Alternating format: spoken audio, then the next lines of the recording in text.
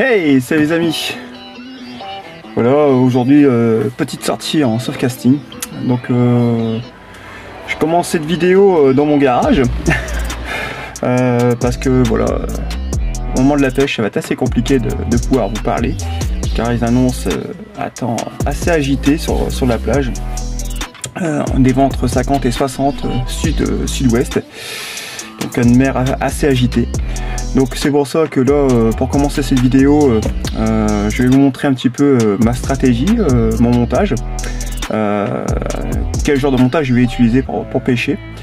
Là on est fin octobre on va dire, c'est encore la saison du gros bar, on va essayer de taquiner le gros bar et puis voir si ça donne bien. Allez, déjà je vais vous montrer le montage et après on partira directement en pêche sur la plage. Donc voilà le montage que je vais utiliser. Voilà, un montage avec deux hameçons, deux traînards, dont un qui est en bas qui part à 80 cm de l'émurion et un deuxième plus court de 50 cm à peu près. Voilà. Donc en fait l'hameçon qui est en bas ne va pas plus haut que l'émurion que j'ai situé là. Ça fait que quand on lance, ça évite de se mêler. On va se rapprocher un peu plus. Donc là on a un plomb débrayable. Là je mise sur du 175 grammes. Bon, ça risque d'être encore un petit peu léger avec ce qu'ils ont annoncé comme météo, mais on va le tenter comme ça. On va prendre déjà un plomb comme ça.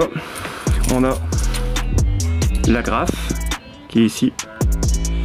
Ici nous avons un système d'émurion hélicoptère, ce qui permet à la ligne de tourner tout autour au lancer du plomb, ce qui évite un maximum l'emmêlage.